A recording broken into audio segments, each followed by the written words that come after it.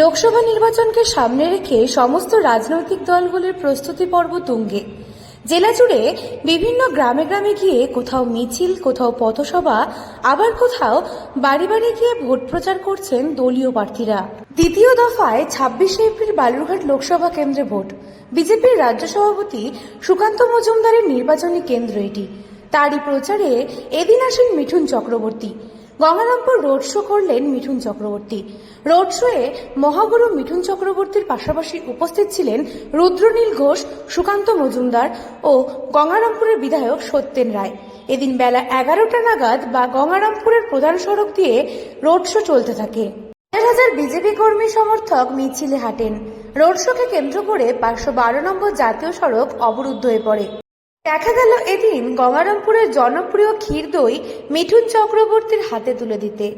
বালুরঘাট লোকসভা কেন্দ্রের বিজেপি প্রার্থী তথা রাজ্য সভাপতি সুকান্ত মজুমদারের সমর্থনে এসে দক্ষিণ দিনাজপুরের বিখ্যাত গঙ্গারামপুরের ক্ষীর দই মাথায় নিয়ে নির্বাচনী প্রচার সারলেন অভিনেতা মিঠুন চক্রবর্তী। গঙ্গারামপুরের সিপিএম জেলা পার্টি অফিসের সামনে অনেকক্ষণ মিঠুন চক্রবর্তী রোড শো দাঁড়িয়ে যায়।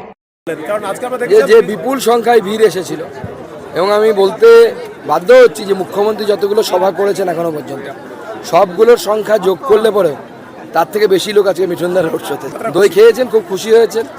এখানে খাওয়া দাওয়া করলেন অতি সাধারণ একটি লজে, হোটেলে না লজ বলবো আমি, সেখানে খাওয়া দাওয়া করলেন, ওখানে খুব খুশি উনি। 50,000 এবার শুধুমাত্র লিড থাকবে গঙ্গারামপুর। এরপর সেই ক্ষীর দইয়ের হাড়ি হাতে আবেগপ্রবণ হয়ে পড়েন মহাগুরু। তবে এদিন মিঠুনকে দেখতে বহু মানুষ ভিড় জমান।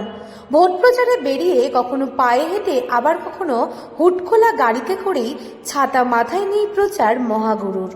এদিন মহাগুরু মিঠুন চক্রবর্তী ডায়লগ ছাড়া বক্তব্য রাখেন না জানালেও নাম না করে কয়লা চুরি, বালু চুরি, গরু চুরির সঙ্গে যুক্ত প্রার্থীকে ভোট না দিয়ে বিজেপি প্রার্থী সুকান্ত মজুমদারকে ভোটে জেতানোর আহ্বান জানান।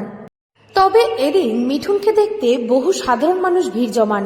তপন বিধানসভা এলাকায় মিঠুন চক্রবর্তী জনসভা করার পর গঙ্গারামপুর শহরের রোড শো দেখতে সাধারণ মানুষদের পাশাপাশি কর্মী সমর্থকদের ভিড় ব্যাপক হারে লক্ষ্য করা যায়।